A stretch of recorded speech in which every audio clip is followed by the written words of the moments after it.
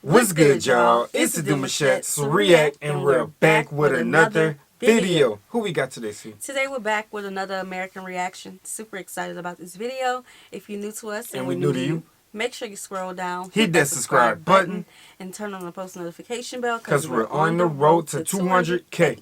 And we cannot get there without you guys, alright? Join the family. Without further ado, let's get into the video. Let's get it. Their language is centuries older than English, French, Spanish, or Italian.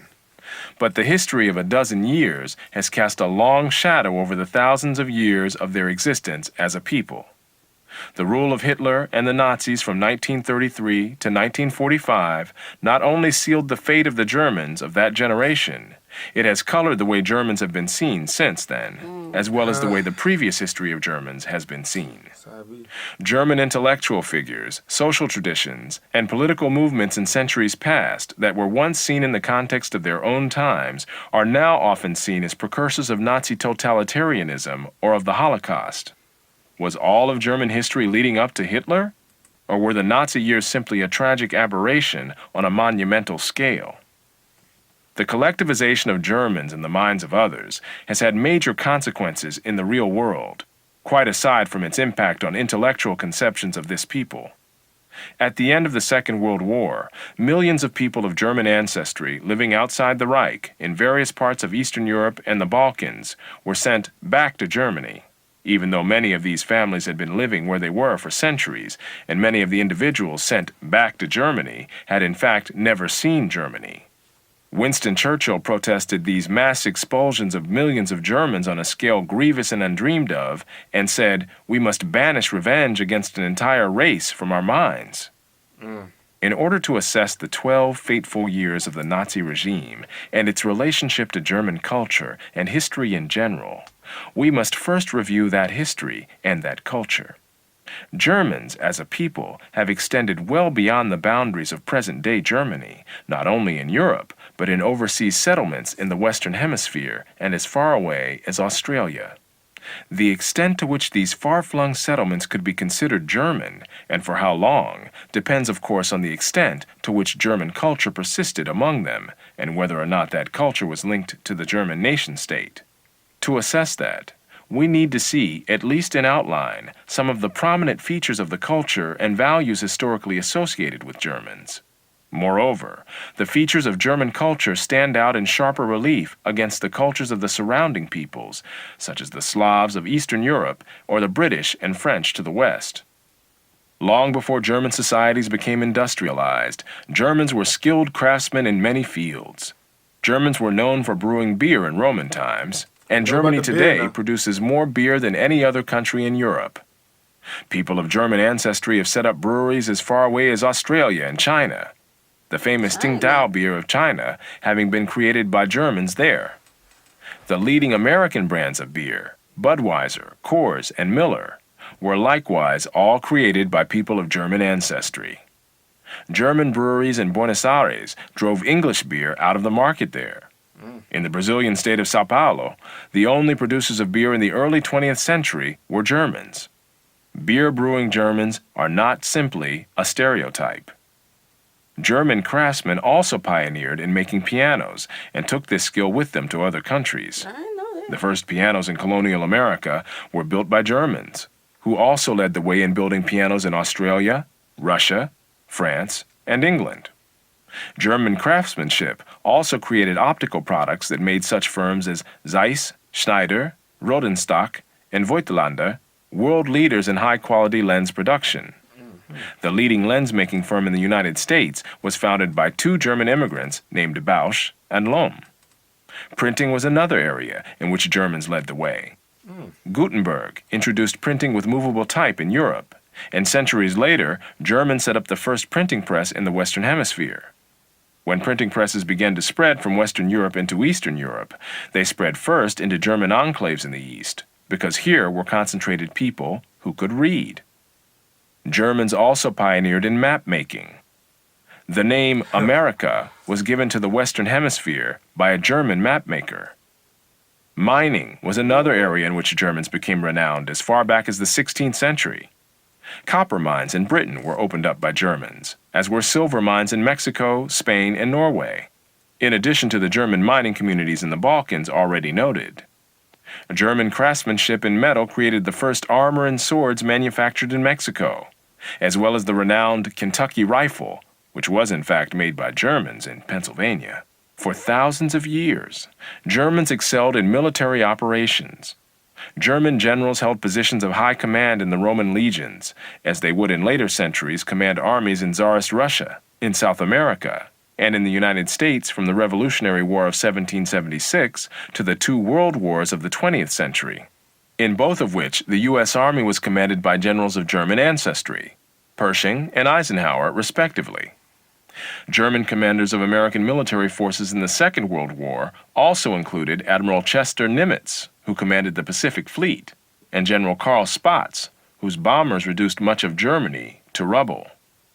In both world wars, the armies of Germany inflicted far more casualties on opposing forces than the Germans sustained themselves. During the Middle Ages, the Teutonic Knights conquered Prussia, which became the heartland of German military prowess for centuries to come. German fighting men were in demand by rulers in Eastern Europe and in the Ottoman Empire, and were used by the British in their attempt to suppress the rebellious American colonies, as well as by the Americans in order to bring their citizen army up to the military standards required to fight the British. Ironically, Germans produced not only leading military men, but also leading pacifist groups, such as the Menonites, who also spread to other countries. Whether in agriculture, industry, commerce, or the military, Germans became known for thoroughness, organization, punctuality, and hard work, as well as for specific skills. Other countries. Y'all was just in a creative period. Y'all had some stuff that was just used for the times y'all needed it. Yeah. I got an idea. And it worked. Every time. Every time. So let's talk about Eisenhower and I forgot the other one. But them leading in the war and going back to their home, well, that was their their descendants of Germans, but just going back there and having a part in stopping that, a love for that, that's what it's kind of symbolic, Yeah. full circle moment to protect their home. 100%. Countries not only welcomed German immigrants, but some actively recruited them, and in some cases subsidized their travel. Not only in Eastern Europe, but also in developing nations in the Western Hemisphere and in Australia, Germans were recruited to pioneer in opening up undeveloped wilderness. That's what it seemed like. Wherever Germans settled around the world, there were newspapers printed in German. In Russia, the St. Petersburger Zeitung was founded in 1727, followed in later years by the Saratov Deutsche Zeitung in the German agricultural settlements on the Volga, and the Odesser Zeitung among Germans who settled by the Black Sea. In the United States during the immigrant era, most of the foreign language newspapers in the country were German. St. Louis had 2 daily newspapers in German as early as 1845, and out on the plains, there was an Odessa Zeitung set up by German immigrants from Russia who had kept their language and culture intact after settling in Russia for generations and then resettling in the United States. German language newspapers were published daily in 15 American cities, with such names as Die New Yorker Staatszeitung, the Cincinnati Volksblatt, the Chicago Abendpost, the Louisville Anzeiger, and the Deutsche Zeitung in New Orleans. In Brazil, there was the Santa Cruz Anzeiger, the Deutsche Zeitung, and the Brazil Post. Yeah, in New Orleans, we have a German community. Yeah. Well, not just a German community, but, German influence there, too. Okay. It's not bad. Yeah. Now, that is a part that I have not explored in New Orleans. So, next time we go home, we pulling up. Where our German cousins at? See, I remember them making a mention about America using their newspapers, and people wanted in on that. Oh, yeah. So they were spreading it around that way. But I didn't know Germans were spreading their news all the way to America as well, in German literature. So that's different. The immigrants were keeping it alive. Yeah. Ah, interesting. Elsewhere in South America, there were the Argentinisches Tagblatt and the Deutsche Zeitung für Paraguay, among others. In the Australian city of Adelaide, the Australische Zeitung was still being published in the late 20th century. These German-language newspapers in countries around the world were just one indication of the persistence of German culture among people settled for generations, or even centuries, in other countries. German settlers in Australia built houses and communities in the style that they had been used to in their homeland. A German traveler in 19th century Australia wrote of an immigrant settlement there. There are German public houses, a German drugstore, German doctors, stores, blacksmith, carpenter, school, church. In fact, everything is German. The traveler would believe himself in some little village of the old country between the Rhine and the Oder. A rural village in Argentina was described this way by a visitor in 1967.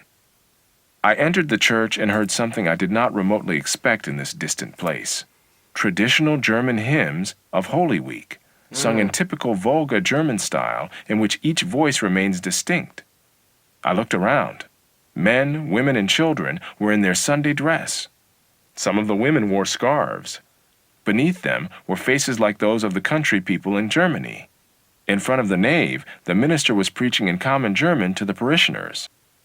It was difficult to believe that I was in Latin America, that the ancestors of these people had left Germany for Russia 200 years ago. This cultural persistence among Germans around the world represented a loyalty to the particular subculture of the locality from which they had come, not a political loyalty to the German nation. Many had in fact immigrated before there was a German nation created in 1871. A 19th century German community in Australia was described as the recreation of a Silesian village. In the United States as well, Germans from particular localities settled together and maintained the culture of that area. Frankfort, Kentucky, was founded by Germans from Frankfurt, Germany, and Grand Island, Nebraska, by Schleswig-Holsteiners. Lomira, Wisconsin, was settled almost exclusively by Prussians from Brandenburg, while the nearby towns of Hermann and Theresa were settled by Pomeranians. Even among Germans who immigrated from Russia to the United States, those who came from the Volga settlements established their own communities in the Plain States, distinct from the communities in those states established by those Germans who came from the Black Sea settlements. Even when they resettled again in California, the Volga Germans and the Black Sea Germans settled separately, the former around Lodi and the latter around Fresno. How long and to what extent the Germans remained culturally separate varied with circumstances. Rural enclaves tended to remain culturally insular longer and more completely than was the case when Germans settled in urban communities that included people of other nationalities and cultures. And see, that's how you keep cultures alive. You know, it's been so many years and these people still have their little, you know, their culture.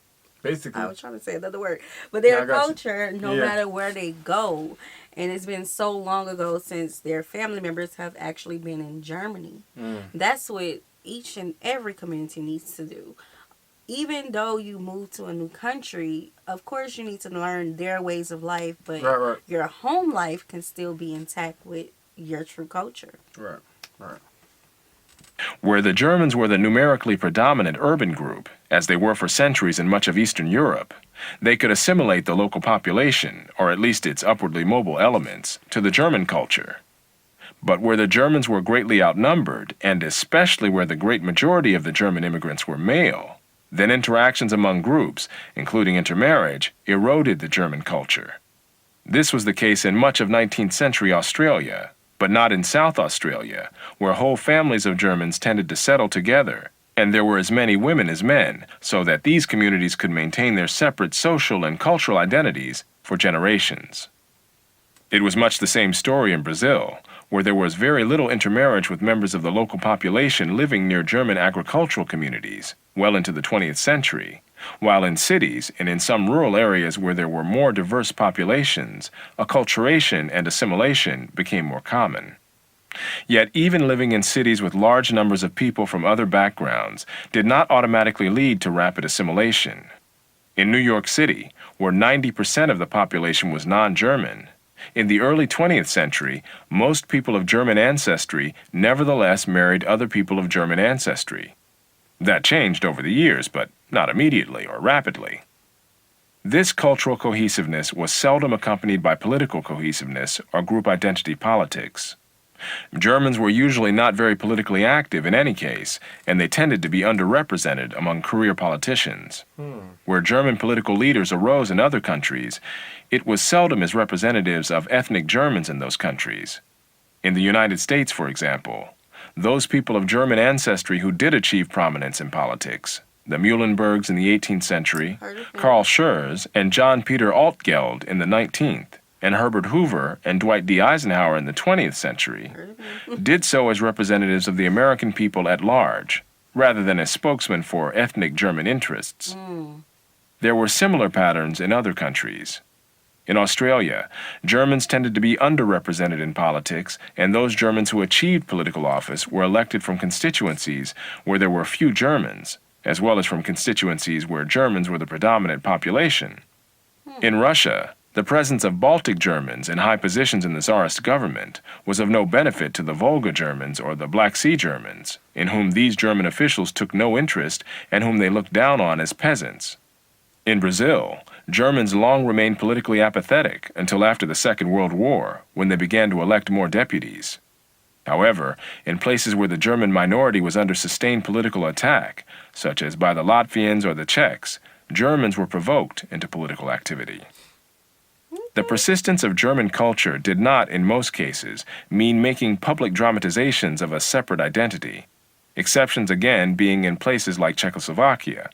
More commonly, Germans maintained their culture without making a public issue of it. In the United States, such American sports icons as Babe Ruth and Lou Gehrig grew up speaking German, and so did Nobel Prize-winning economist George Stigler. Man, this definitely helped me understand Germany a lot more. Yeah. Yeah. Definitely was informative. It really was. A lot of information to retain. But I like it. I like it.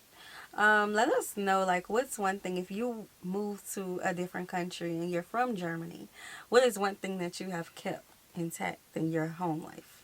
Yeah. We'd love to see, like, you know. Because a lot of times when people move, they can keep the language because they can talk to people back at home, but your surroundings isn't that language anymore. You know, so. Yeah. But it's nice to see people like Feli, the girl that she do a lot of comparisons. Yeah. It's nice to see people like her, you know, retain her culture. Facts. Although she's here and she have, you know, assimilated a little bit with us, but it's nice to see her and other people retain the culture. So let us know that. All right.